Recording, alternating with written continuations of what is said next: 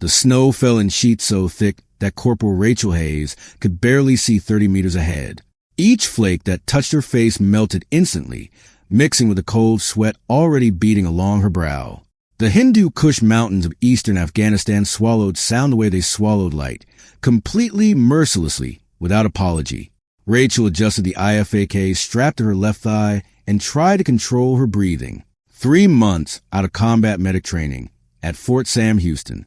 92 days since she had traded one uniform for another, one identity for something she prayed would let her sleep at night. 92 days of pretending to be someone she was not. The 12-man patrol moved a staggered column through the valley floor, their multicam uniforms dusted white, their weapons held at low ready. Lieutenant Marcus Chun walked point with the confidence of a man who had survived 3 deployments and expected to survive 3 more. Behind him, Staff Sergeant Vincent Reeves, a barrel-chested Georgian native with 17 years in infantry, kept his M4A1 train on the ridgeline to their east. Rachel was positioned 8th in the column, the medic spot, close enough to reach casualties, far enough back to survive the initial contact, the rookie spot. She hated it, not because she feared what lay ahead. Rachel Hayes had stopped fearing death 2 years ago, in a moment that still woke her screaming at 0300 every night. She hated her position because she could see what the others could not, could feel what they refused to acknowledge. Something was wrong. The snow along the eastern tree line showed disturbance patterns that had nothing to do with wind. Branches hung at angles inconsistent with natural accumulation. The silence was too complete. No birds, no distant echoes, nothing but the muffled crunch of boots and the whisper of falling snow. Rachel's eyes tracked upward, scanning the ridgeline 320 meters to their northeast. The visibility was garbage, maybe 40 meters at best, but she knew what she was looking for. She had spent 18 months of her life learning to read terrain the way most people read books.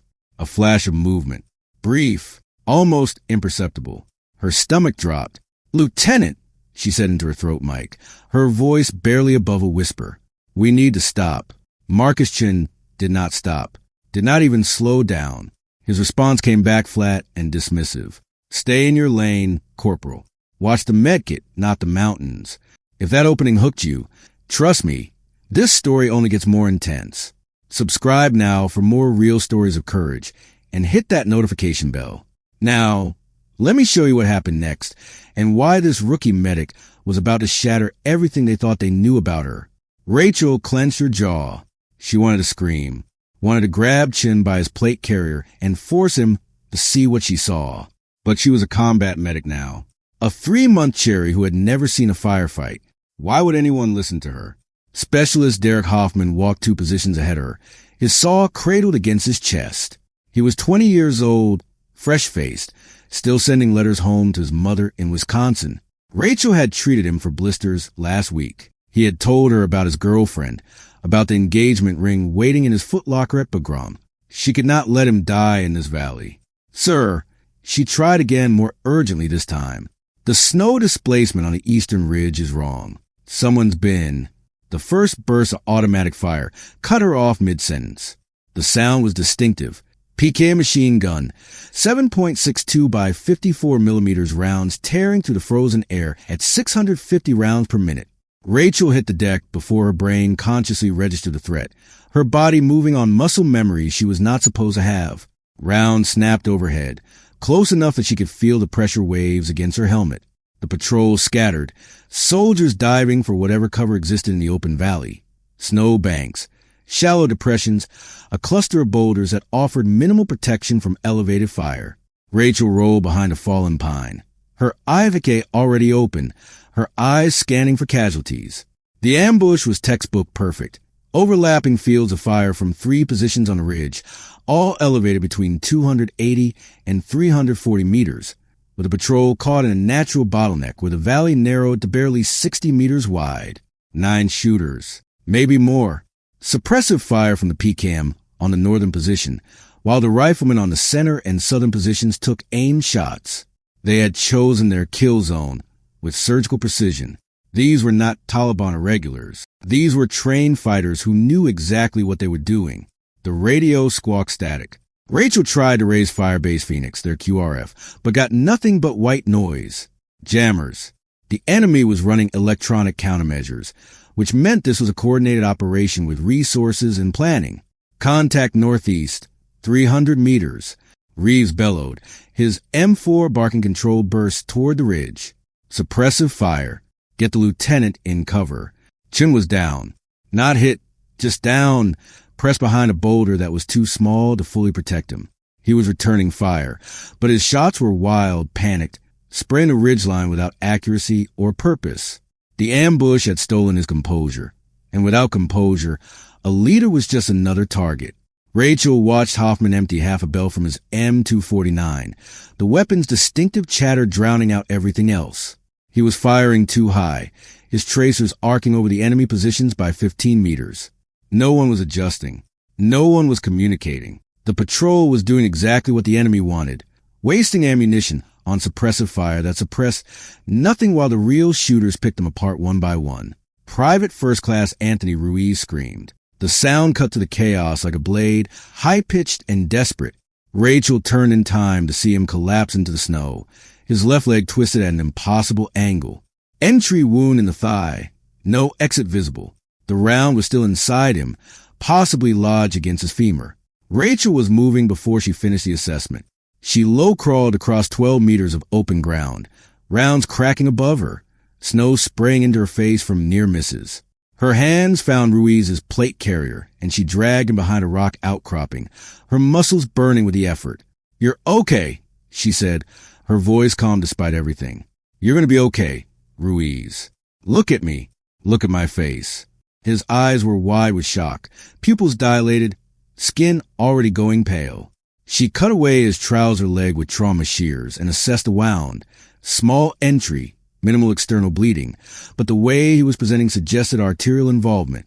She applied a tourniquet high and tight, cranking it down until Ruiz screamed again, then secured with a half-turn more. "Medic's working," she shouted into her mic. "Ruiz is stable. Keep shooting." But they were not keeping shooting. The patrol's fire was already slackening as magazines ran dry.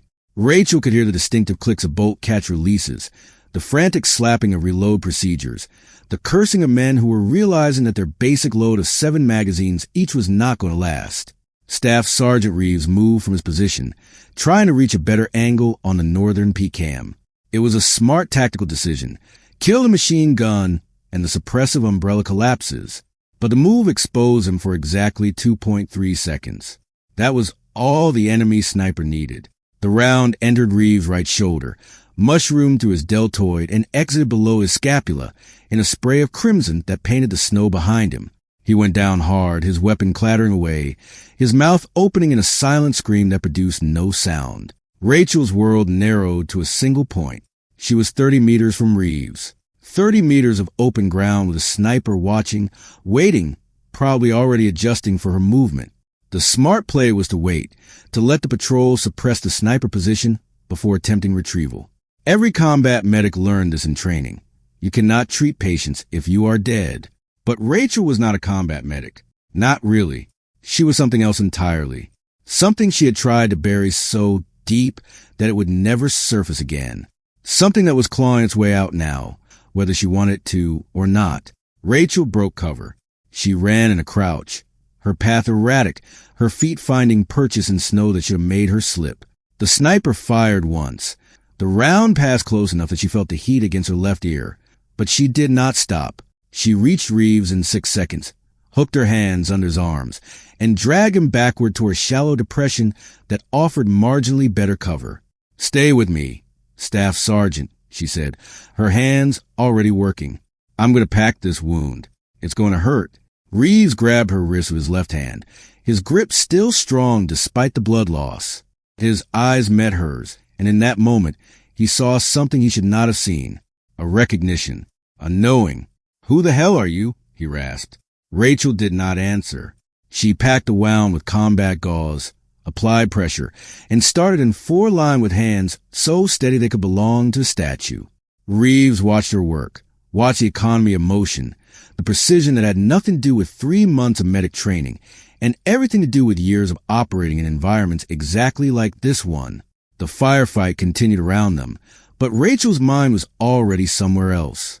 She was calculating angles, estimating distances, identifying the exact positions of each enemy shooter based on sound signature and muzzle flash. She knew that the PCAM was at 315 meters on a bearing of 047 degrees.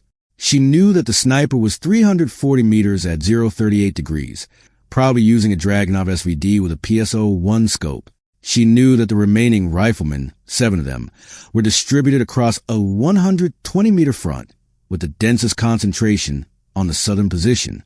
She knew all of this because she had spent 18 months as a Marine Scout sniper before she had destroyed everything she loved. "LT," she called out. "Lieutenant Chun." Chen's response was barely audible over the gunfire. "What?" "I need your rifle." A pause. Then, "You're a medic, Corporal." "Sir, with all due respect, I'm the only one here who can hit anything at 320 meters. She met his eyes across the chaos. "Give me your weapon. I can end this." The words hung in the frozen air between them, impossible and absurd. Combat medics did not end firefights. Combat medics treated the wounded and stayed out of the way. Combat medics were support personnel, not trigger pullers. But Lieutenant Chun was not stupid. He was scared, overwhelmed, and running out of options. But he was not stupid. Something in Rachel's voice, in the absolute certainty of her statement, made him hesitate. Another burst from the PCAM. PFC Williams took a round through his left hand, the bullet shattering metacarpals and spraying bone fragments across the snow. He started screaming, a high-pitched sound that would haunt Rachel's dreams for years. Chun made his decision. He threw his M4A1 across the 10 meters, separating them. The weapon tumbled through the air, and Rachel caught it one-handed without looking, her eyes still fixed on the ridgeline.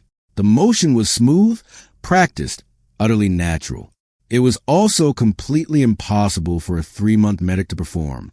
Reeves watched from his position in the snow, his face pale from blood loss, but his eyes sharp with understanding. "Hayes," he said quietly, "what did you do before this?" Rachel did not answer. She was already checking the weapon, magazine seated, round chambered, selector switch on semi. The ACOG sight was zeroed for 100 meters, which was wrong for what she needed, but she could compensate. She had compensated for worse. The memories came flooding back, unbidden and unwanted. 2 years ago, Helmand Province, a compound in the middle of nowhere, surrounded by poppy fields and ringed with mud walls. She had been Sergeant Rachel Hayes then, not Corporal, a scout sniper with 18 confirmed kills and a reputation for impossible shots. Her spotter, Corporal Jamal Foster, had been her best friend, her partner, the only person in the world who understood what it meant to live inside a scope for hours at a time. They had been tasked with overwatch on a compound suspected of harboring an IED facilitation cell. 48 hours in position, watching, waiting, their ghillie suits blending with the terrain.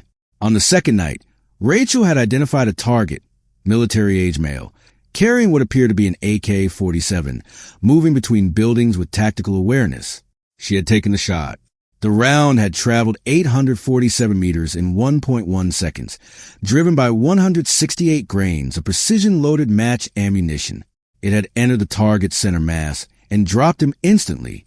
But the target had not been carrying an AK-47. He had been carrying a shovel. And he had not been a military-age male. He had been a 14-year-old boy with shoulders too broad for his age, sent out to dig irrigation channels in the cool of the night. Rachel had made a mistake. One wrong assessment based on shadow and distance, and the desperate need to see threats in everything that moved. She had killed a child. But that was not what destroyed her.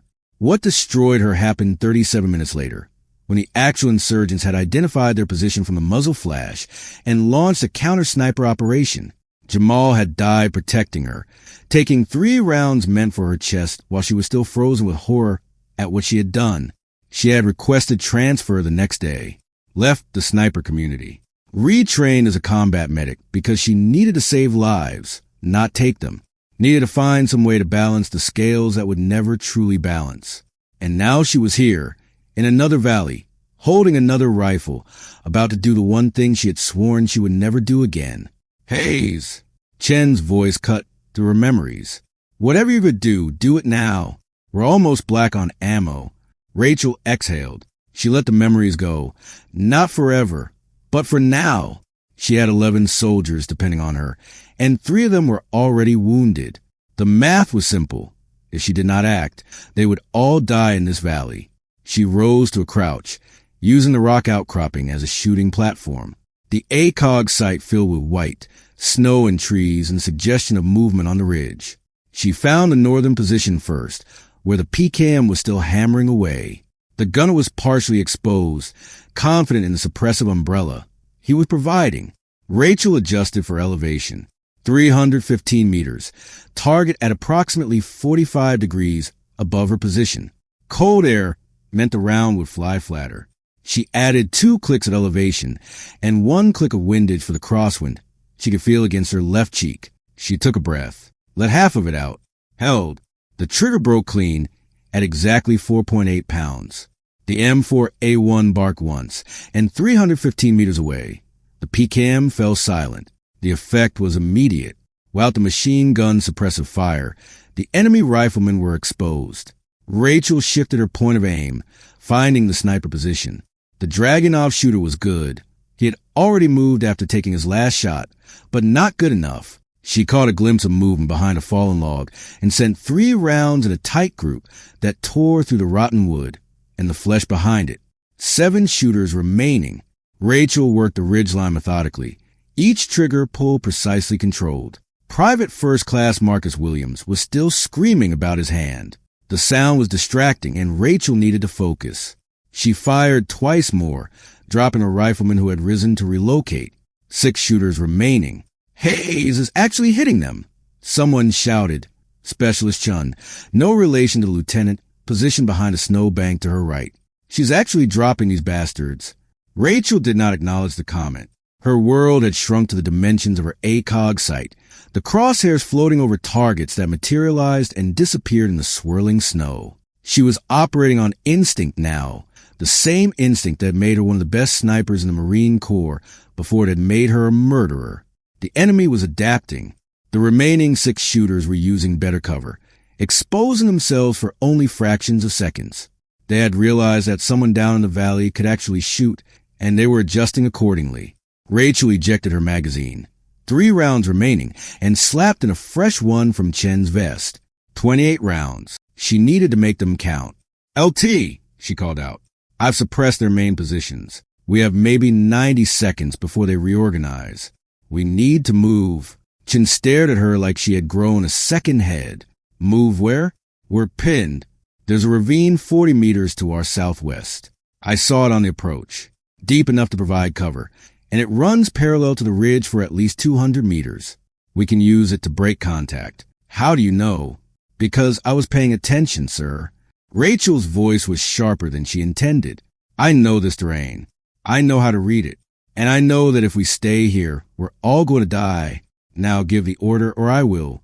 The silence that followed was broken only by the sporadic crack of enemy rifle fire. Every soldier in the patrol was watching Rachel now, their expressions ranging from confusion to suspicion to something that might have been hope. Staff Sergeant Reeves spoke from his position in the snow, his voice weak but clear. Do what she says, Marcus. Trust me on this. Chen hesitated for one more second. Then he nodded. All right. Bounding Overwatch to the ravine. Hayes, you're our suppressive fire. Everyone else on my mark. The next 90 seconds were chaos of the organized variety. Rachel maintained fire on the ridge while pairs of soldiers leapfrogged toward the ravine, each move covered by the pair behind them. It was textbook infantry doctrine, executed with the precision of men who had trained together for months. Rachel dropped 2 more shooters during the movement. Her rounds found gaps in cover that should not have existed, threading through branches and snow banks to reach flesh and bone. She was shooting better than she had in 2 years, better than she had any right to shoot with a weapon she had never zeroed, and in conditions that should have made accuracy impossible. The truth was simple. She had never stopped being a sniper. She had only stopped admitting it. By the time the last soldier dropped into the ravine, Rachel's magazine was empty. She had 1 spare remaining, 30 rounds, and the enemy still had 4 shooters on the ridge.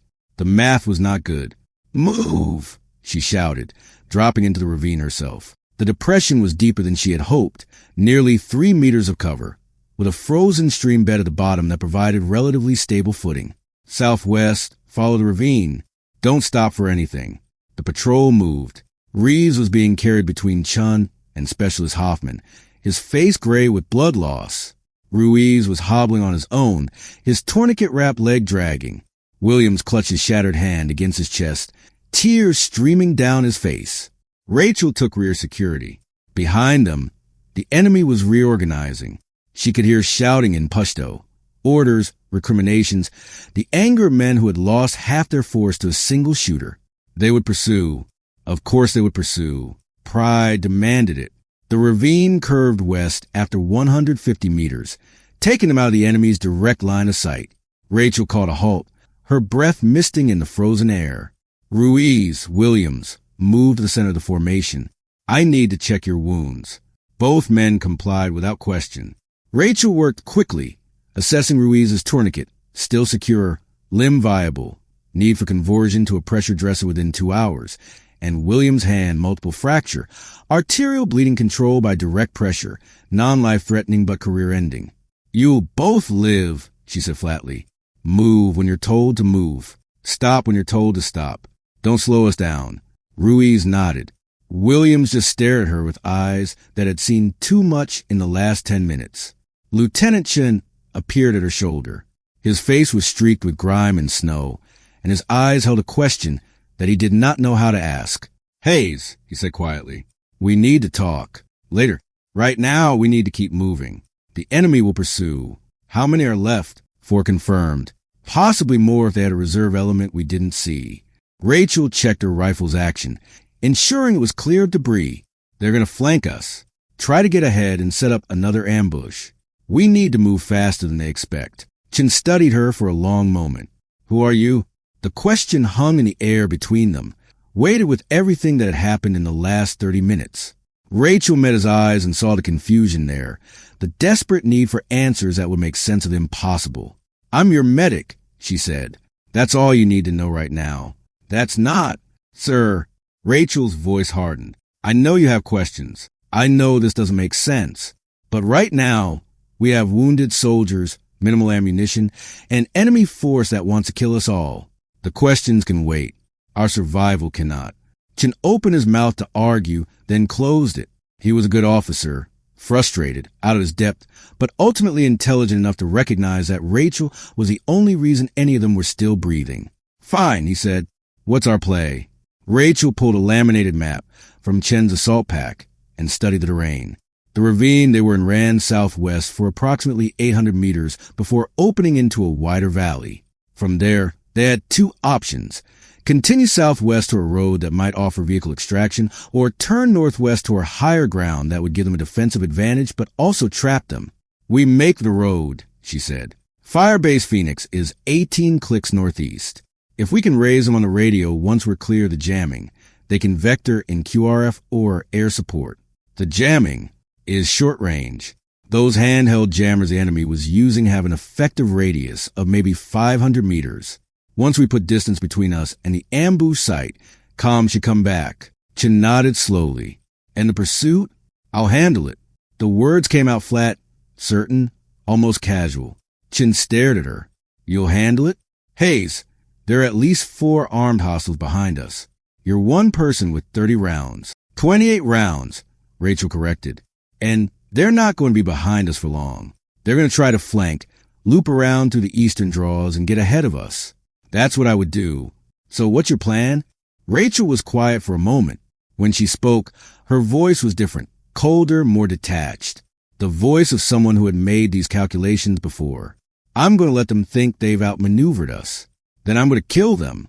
The patrol moved out in a modified tactical column, with Rachel dropping back to trail position approximately 30 meters behind the main element. She carried Chen's M4A1 and her Beretta M9, the weapon she had qualified with during medic training, the only firearm she was technically authorized to carry. The ravine provided good cover, but limited visibility. Rachel moved in a low crouch, her eyes scanning the ridgelines on both sides, her ears tuned to any sound that did not belong. The snow had lightened slightly, visibility extending to maybe 50 meters, but that was still not enough to see the enemy before they were already in engagement range. She counted steps, measured distances. Memorize terrain features that might provide cover or concealment. The habits of a sniper died hard, even when the sniper herself wanted them dead. 18 months of training. 847 kills. 17 confirmed by her hand. One that destroyed everything. 18 months of learning to disappear, to wait, to kill with precision from distances that should have been impossible. All of that training was still there, lurking beneath the surface, waiting to be used. Rachel hated it. Hated how natural it felt to slide back into this mindset. Hated the cold clarity that came with accepting that she was going to kill again today, not to save lives this time, but because that was what the situation required. But she would do it anyway, because 11 soldiers were counting on her, and she had already lost one person to her hesitation. She would not lose another. The ravine curved again, and Rachel heard it. Footsteps, maybe 100 meters to the northeast, on the high ground above the ravine. Multiple sets, 3, possibly 4, moving in a disciplined patrol formation. The enemy had done exactly what she predicted. They were flanking, trying to get ahead of patrol, and set up another kill zone. Rachel keyed her throat mic. All elements, halt. Enemy movement northeast, approximately 100 meters. 4 hostiles. They're trying to flank. Chen's response was immediate. Can you engage? Negative. Range is too long for a guaranteed kill, and I'd give away our position. I have a different idea. I'm listening. Rachel studied the terrain ahead. The ravine opened into a small clearing approximately 200 meters southwest of their current position, a natural funnel where anyone pursuing would be forced to expose themselves. If she could reach that position first, she could set up a hasty ambush that would catch the enemy in the open. But that required moving faster than soldiers carrying wounded could move. LT, I need to break off. Take the patrol to the road and try to raise QRF. I'm going to deal with the pursuit. The silence on the radio lasted for 3 full seconds. When Chen spoke, his voice was tight, with barely controlled frustration. Hayes, that's suicide. You're one person against 4 armed hostiles. They're not expecting resistance. They think we're running scared. Rachel's voice was calm, almost attached. I'm going to use that. Trust me, sir, I've done this before.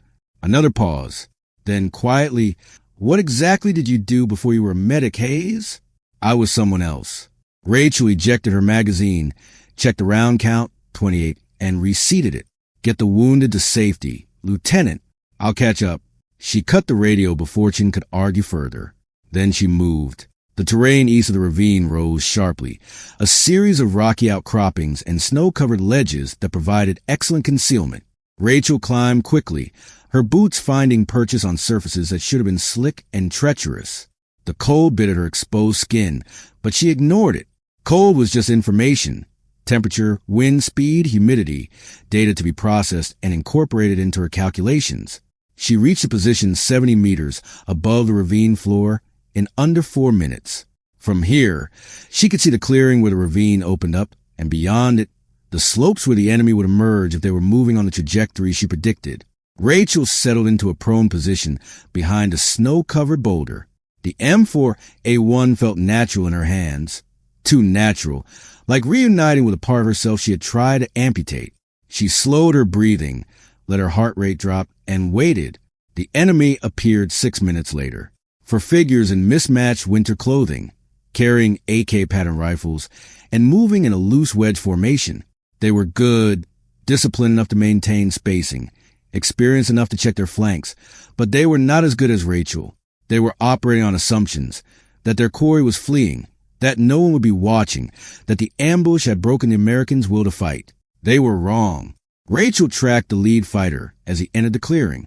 Range, 127 meters. Wind, negligible at this distance, maybe a 3-knot crosswind from the west. The target was moving left to right across her field of view, a traversing shot that required leading the point of aim by approximately 4 inches. She took a breath, let half of it out, held. The M4 barked twice. The lead fighter dropped, his legs folding beneath him.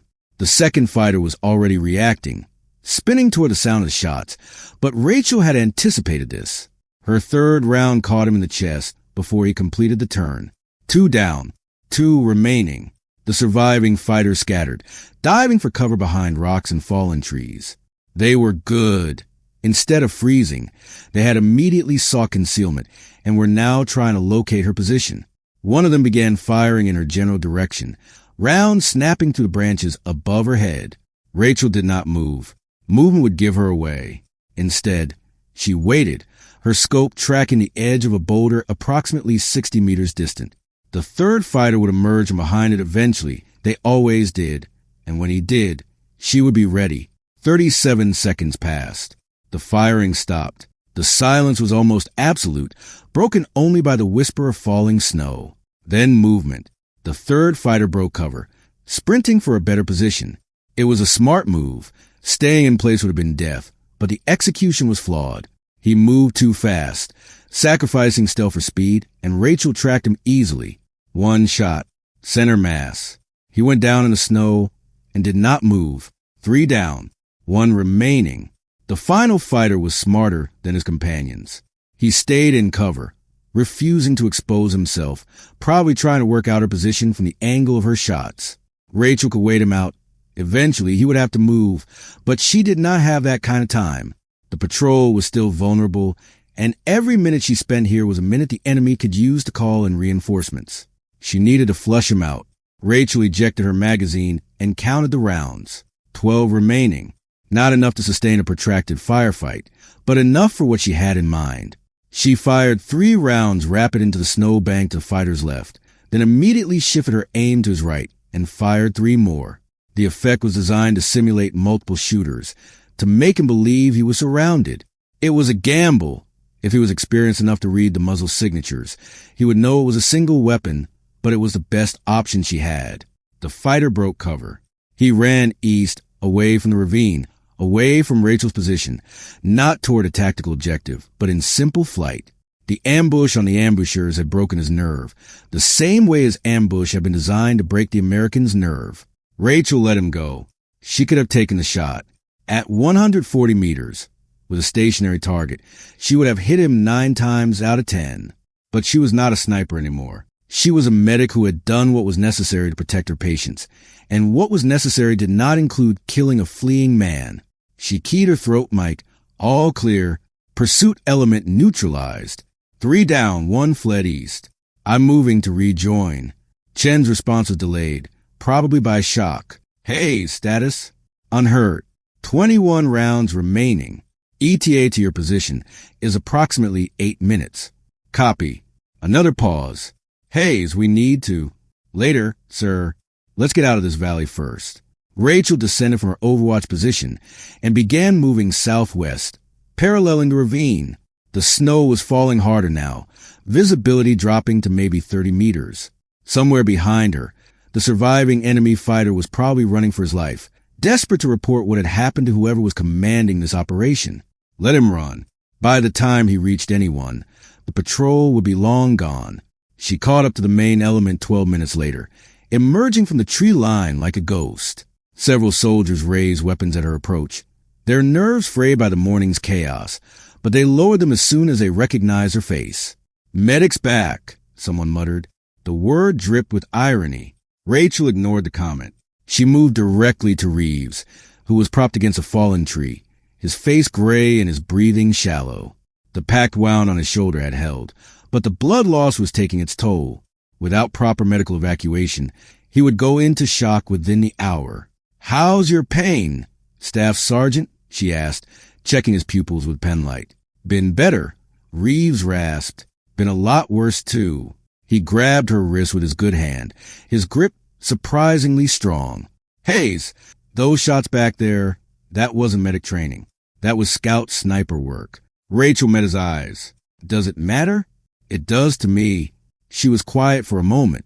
Around them, the patrol was taking a security halt, soldiers pulling 360-degree security, while Rachel worked on the wounded. The tension in the air was palpable.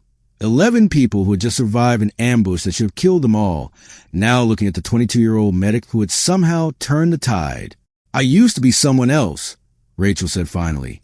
Before this, before medic training, I did things that I'm not proud of, and I'm trying to be someone different now. Reeves studied her face. Whatever you did, it saved our lives. It also killed people. Yeah, Reeves' voice was flat, unsentimental. That's war, Hayes. Sometimes saving lives and taking lives are the same thing. Rachel did not respond. She finished checking Reeves' vitals, pulse steady but present, blood pressure dropping but not critical, and moved on to Ruiz. The tourniquet on his thigh was still secure, but the limb below it was starting to show signs of ischemia. They had maybe another hour before they would need to make some hard decisions about conversion. LT, she called out. What's our comm status? Chin appeared at her shoulder. He looked exhausted, his face streaked with grime, but his eyes were sharp and focused. The ambush had shaken him, but he was recovering fast. Got a partial signal about 5 minutes ago. Raise Firebase Phoenix on the alternate frequency. QRF is spooling up for UH-60 Blackhawks with Apache escort. ETA is approximately 45 minutes. 45 minutes. That was a long time with wounded soldiers and potential enemy reinforcements. But it was better than nothing. Extraction point? Rachel asked. Grid. Kilo Tango 47902. It's about 3 clicks west of here. An open meadow that should accommodate the birds. We need to move. Rachel nodded. 3 kilometers in 45 minutes was a manageable pace under normal circumstances, but they were not dealing with normal circumstances. They had 3 wounded soldiers, minimal ammunition, and an enemy force that had just lost most of its fighters and would be extremely motivated to seek revenge. All right, she said. Let's move. I'll take point. Chen's eyebrows rose. You? Point is for infantry, Hayes. Riflemen, not medics. With respect, sir, I'm the best shooter you have right now, and I can read terrain better than anyone else in this patrol. Rachel's voice was flat, stating facts rather than boasting. Let me do what I'm good at. You worry about the wounded and extraction. The lieutenant hesitated. She could see the conflict in his eyes, the officer's need for control warring with the tactician's recognition that she was right. Finally, he nodded. Fine. But Hayes, when we get out of this, you're going to tell me everything. Everything. Yes, sir. Rachel moved to the front of the column. The M4A1 held it low, ready. The patrol formed up behind her, Chung with the radio, Reeves being carried on an improvised litter, Ruiz hobbling with support from Hoffman, Williams cradling his shattered hand. And they began to move. The terrain ahead was broken and treacherous. Snow-covered boulders and fallen trees created a maze of obstacles, and the visibility was still terrible. Rachel navigated by instinct, reading the lay of the land the way a sailor reads a sea, finding paths that minimize exposure while maintaining a sustainable pace. Twice, she called a halt and signaled for patrol to take cover. Both times, nothing materialized, just shadows and wind that had made her cautious.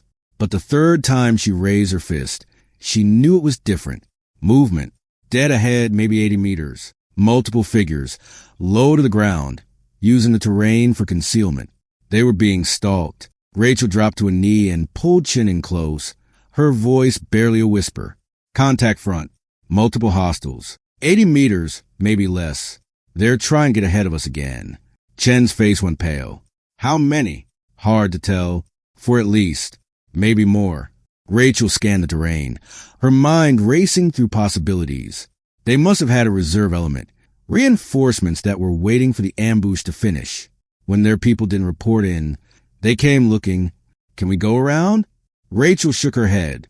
They're positioned across our only viable route to the extraction point. The terrain to north is too steep for the litter team, and the south will take us back toward the ambush site. We have to go through them. With what ammunition? We're almost black on everything. Then we don't use ammunition. Rachel's voice was cold, calculating. We use something else. She studied the terrain ahead, her sniper's mind analyzing angles and distances. The enemy was positioned in a classic L-shaped ambush configuration, main body across their route of march, with a flanking element prepared to cut off any retreat. It was a good setup, professional, the kind of ambush that killed entire squads. But it had a weakness.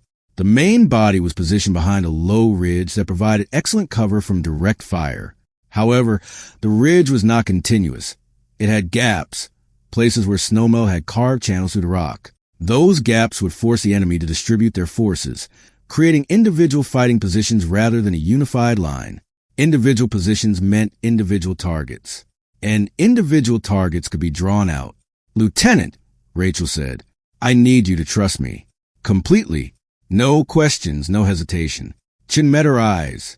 Whatever he saw there, certainty, experience, something darker, made him nod without argument. "What do you need?" "I need you to create a distraction. Something loud, something obvious, something that will draw their attention west while I move east. And then I'm going to give them a target they can't resist." The plan was insane. Rachel knew it was insane. But insane plans were often the only plans that worked against a numerically superior enemy who held the terrain advantage. She stripped off her IFAK, her assault pack, everything that would make noise or slow her down. All she kept was a Beretta M9 on her hip, 17 rounds in the magazine, 1 in the chamber, and her trauma shears, which were sharp enough to cut through bone if necessary. "Give me 3 minutes to get into position," she told Chin. "Then make noise.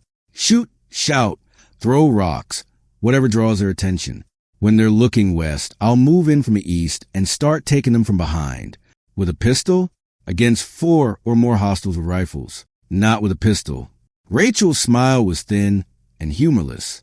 With surprise and their own confidence, she moved before Chin could argue, slipping into the broken terrain to the east. The snow was her ally now, soft enough to muffle her footsteps, thick enough to blur her silhouette. She moved in a crouch, then a low crawl, using every piece of cover the mountain offered. The enemy did not see her coming. She reached a position approximately 40 meters from their flank in just over 2 minutes. From here, she could see 3 of them clearly, bearded men in mismatched winter gear. Their AKs pointed west toward where the patrol would emerge. They were talking in low voices, confident that their ambush would succeed. Rachel keyed her throat mic twice, the signal for Chan to begin the distraction. 3 seconds later, all hell broke loose to the west. Chen's voice bellowed something unintelligible, followed by the crack of rifle fire. Not aim, just noise. The enemy fighters spun toward the sound, weapons rising, bodies tensing for the engagement they had been waiting for. They did not see Rachel rise from the snow behind them. The Beretta came up smooth and level. Range, 37 meters to the nearest target. The M9 was not a precision weapon, but at this distance, precision was not required. What was required was speed. Rachel fired 3 times in 1.2 seconds. The first round caught the nearest fighter in the spine, dropping him instantly. The second round went high. She was compensating for recoil, but the third found its mark in the second fighter's shoulder, spinning him around. 2 down, 2 to go. The remaining fighters were already reacting, spinning toward this new threat with the speed of trained soldiers. Rachel was moving too, her feet carrying her in a lateral sprint that made her a harder target. The snow bank to her right erupted as AK rounds tore through it, but she was already past, already finding cover behind a boulder that would buy her precious seconds. "Come on," she whispered. "Chase me." They did. Of course they did. She was 1 person with a pistol, and they were 2 with rifles. The math was obvious. All they had to do was close the distance and finish her. But the math was wrong. Rachel had spent 18 months learning to manipulate math, to make the impossible seem inevitable, and the inevitable seem impossible. She knew that the human mind craves certainty, and that the surest way to kill someone was to give them certainty, then take it away. She broke cover and ran, not towards safety, but deeper into the kill zone. The fighters followed, their voices raised in the distinctive cry of hunters who have spotted their prey. They were closing fast, eating up the distance with every stride. 40 meters, 35, 30. Rachel stopped, spun, raised her Beretta.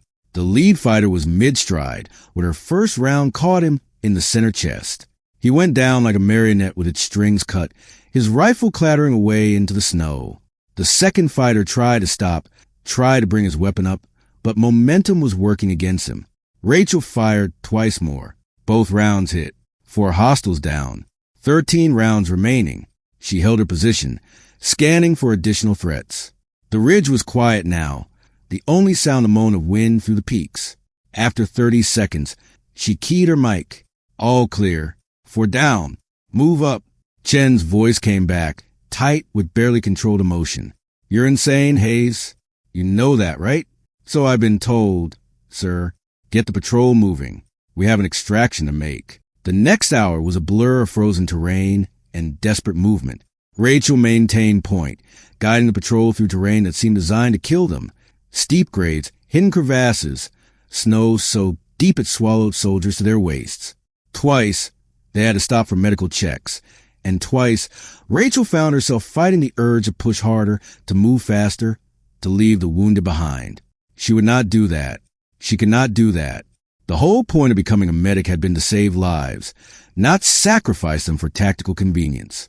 They reached the extraction point with 7 minutes to spare.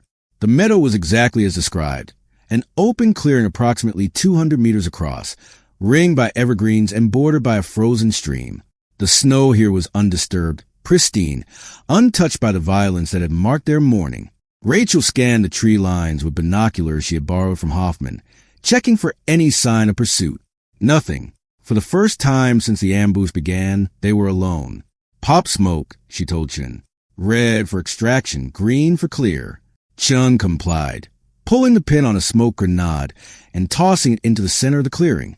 Red smoke billowed into the gray sky, a beacon that would guide the helicopters to their position. They heard the Blackhawks before they saw them, the distinctive thump of rotor blades cutting through cold air. For UH-60s in a diamond formation, escorted by two H-64 Apaches that swept the surrounding terrain with their chain guns. The sound was the most beautiful thing Rachel had ever heard. The birds touched down in a swirl of snow and rotor wash. Crew chiefs leaped out, weapons ready, securing the landing zone while medics rushed forward to collect the wounded.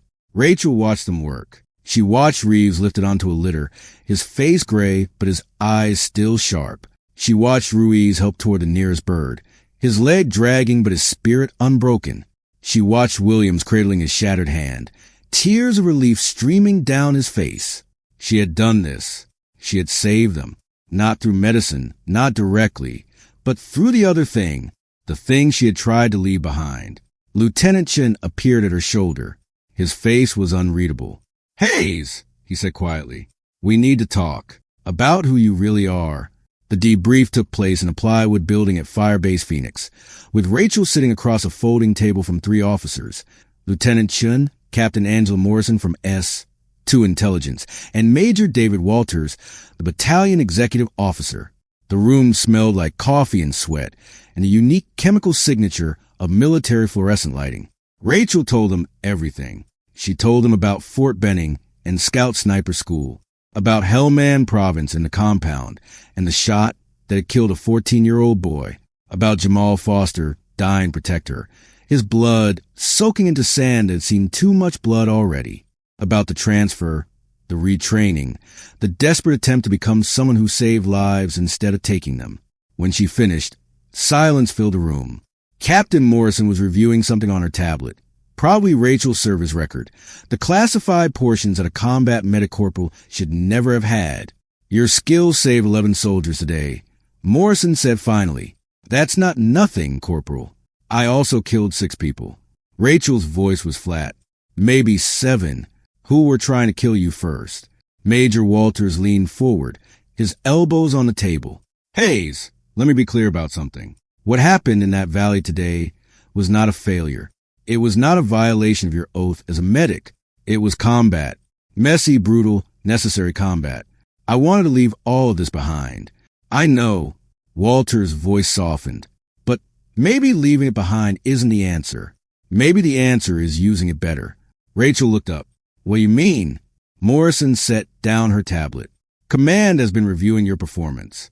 Not just today, your entire history. You're a qualified scout sniper with exceptional marksmanship and tactical awareness. You're also a trained combat medic with genuine skill in trauma management. That's an unusual combination. I didn't ask for a combination. I asked to be a medic, and you still can be." Walter slid a folder across the table. "We're proposing a new role. Designated marksman/combat medic. You stay with the line unit. You serve primarily in the medical capacity. But when the situation requires it, when lives depend on someone who can shoot, you step up." Rachel stared at the folder. Inside, she knew would be paperwork, official designations, the bureaucratic machinery that would redefine her identity yet again. "I don't know if I can do that," she said quietly. The last time I picked up a rifle for real, someone died who shouldn't have. And the last time you didn't pick up a rifle, Chin said, speaking for first time since the debrief began, a lot of people who should have died didn't. Reeves, Ruiz, Williams, me. All of us would be dead if you hadn't done what you did. The words hung in the air. Rachel felt the weight of them, the impossible tension between her guilt and her responsibility. War is not clean, Morrison said. It's not simple. You made a mistake once, and it cost a life. You made a different choice today, and it saved 11 lives. Neither of those things erases the other. But you can't spend the rest of your career running from who you are. Rachel closed her eyes. Behind her eyelids, she saw Jamal Foster's face. Not the bloody ruin it had become, but the smile he used to wear when they were lying in the dirt together, waiting for targets. She saw the boy in Helmand Province, the boy with the shovel, the boy she had killed because she saw threats in everything. And she saw Staff Sergeant Reeves, bleeding in the snow, his eyes sharp with recognition as he watched her pack his wound with hands that had been trained for something else entirely. If I do this, she said slowly, I'm still a medic first. Saving lives comes before taking them. Always. Walters nodded. That's acceptable. And I want it in writing that I can refuse any assignment that requires me to operate exclusively as a sniper. I'm not going back to that world. Not completely. Also acceptable. Rachel opened the folder. The paperwork was surprisingly brief, a simple designation change, a modification to her MOS, nothing that would show up in casual conversation. She would still be Corporal Hayes, combat medic, to everyone who did not need to know otherwise. But she would also be something else, something that she had tried to kill and failed. She signed the papers. 3 weeks later, Rachel stood on the tarmac at Bagram Airfield, watching a C-17 taxi toward the runway. Inside were Reeves, Ruiz, and Williams, all bound for medical facilities in Germany, where they would begin the long process of recovery. Reeves had made a point of finding her before he left. Hayes, he had said, his right arm in a sling, but his grip strong when he shook her hand. Whatever you were before, whoever you think you are, you're someone who saves lives. Don't forget that. I killed people, Staff Sergeant. I'm not a healer. Reeves had smiled, a thin, knowing smile that spoke of years in combat zones. Healing and killing aren't opposites, Corporal. They're both just ways of keeping your people alive. The sooner you accept that, the better soldier you'll be. The word stayed with her as the C-17 lifted into the gray Afghan sky. Rachel walked back toward the barracks, her boots crunching on gravel, her mind quiet for the first time in weeks. She passed a group of soldiers conducting PT, their cadence echoing across the base. She passed a convoy of MRAPs preparing for a patrol, their gunners checking .50 cal mounts with practice efficiency. At the door to her barracks, she paused. Her IFAK was strapped to her thigh, the mark of a medic, the symbol of someone who saves lives. But beneath her cot, in a locked case that only she could open, was a rifle, not an M4A1, something better. An M110 semi-automatic sniper system, issued to designated marksmen who might need to reach out and touch someone at extended range. 2 identities, 2 purposes, 1 soldier. Rachel did not know if she would ever fully reconcile them. Maybe that was not the point. Maybe the point was to keep trying, to keep showing up, to keep protecting the soldiers who depended on her, with medicine when possible, with violence when necessary. She pushed open the door and stepped inside. Outside, the sun was rising over the Hindu Kush, painting the peaks gold and casting long shadows across the valley where 11 soldiers had nearly died. Somewhere in those mountains, enemy forces were probably already planning their next attack, their next ambush, their next attempt to kill Americans who had done nothing to them personally. Rachel would be waiting, not as a sniper, not purely as a medic, but as something in between, someone who had accepted that the world was not clean, that choices were rarely simple, and that sometimes the best way to save lives was to take them. She sat on her cot and began cleaning her medical kit, checking supplies, restocking bandages. The rhythm was familiar, soothing, a reminder of who she was trying to be. But her eyes kept drifting to the locked case beneath her bed, just in case. Rachel Hayes' story shows us that redemption is not about running from our past. It is about finding a way to carry it forward. If this kept you engaged, hit that like button. Tell me in the comments. Do you think Rachel made the right choice accepting the dual role, or should she have insisted on remaining purely a medic? Subscribe if you have not already. More stories like this are coming. See you in the next one.